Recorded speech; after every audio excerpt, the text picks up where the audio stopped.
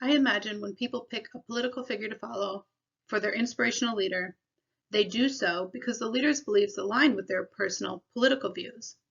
This is not why I chose Dana Nessel as my inspirational leader. I chose Nessel because I appreciate her willingness to take on controversial cases that are important to people while disregarding any potential impact to corporate donors. I have been disappointed with our political leaders for many years now.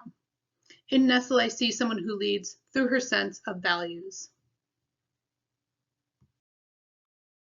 Dana Nessel models the way. In 2012, Nessel challenged and won Michigan's ban on same-sex marriages, which is what propelled her into the national spotlight. The case originally revolved around two women who each wanted to adopt the other's children. The Republican-appointed judge, Bernard Friedman, believed that the case was more about marriage rights than it was about adoption laws, and he encouraged the couple and Dana to challenge Michigan's ban on same-sex marriages.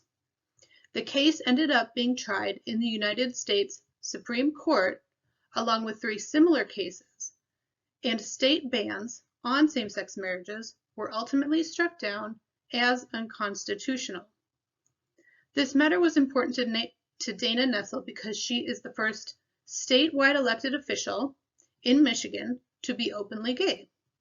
In an interview with Kveller, Dana says about parenting, "Of all the work that I have done professionally, the thing that's most meaningful to me is not just that my work helped bring about the fact that I can marry the person I love, but that my sons have something they didn't start out with in life, and that's two legal parents." One of the things I really appreciate about Dana Nessel is her blunt approach rather than a controlled political speech. When she was running to be Michigan's Attorney General, it was right around the time of the Me Too movement. As a woman, I appreciate the directness of her words in her ad. It was refreshing to hear a political candidate speak about the abuses of power so directly. It was actually really funny. Dana said, "Right now, I want to tell you what you can expect me not to do. I will not sexually harass my staff, and I won't tolerate it in your workplace either. I won't walk around in a half-open bathrobe, and I will continue to take all sex crimes seriously, just like I did as a prosecutor. You won't find me using your hard-earned tax dollars to silence victims. Yes, I'm a woman. That's not a liability. That's an asset." Dana Nessel challenges the process. As much as Dana may support the Me Too movement, she doesn't stand for companies exploiting the people of Michigan into thinking that they can thwart legal processes. A company developed an at-home sexual assault kit, which consumers can purchase and use in the privacy of their own home. I think we can see all sorts of issues here.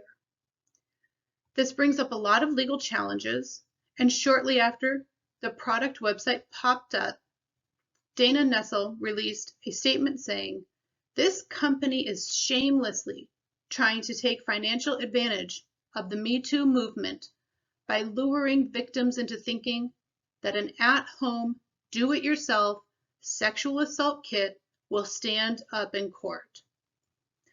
Nessel went on to warn the company that if they tried to sell the product in Michigan, she would be taking legal action against the company. Dana Nessel also enables others to act. I realize that abortion is a very touchy subject, but I appreciate how Dana Nessel has handled this. As a member of the Jewish community, Nessel's public support for women's reproductive rights has inspired many to take action. Members of the Jewish community have initiated a petition to protect the use of birth control and medical procedures associated with miscarriages and stillbirths. If the National Council of Jewish women in Michigan is successful in collecting signatures. The initiative will be on the ballot this November. Dana points out that if Roe v. Wade is overturned, doctors in Michigan will be afraid to provide medical care to women who are experiencing miscarriages, which often requires procedures similar to an abortion.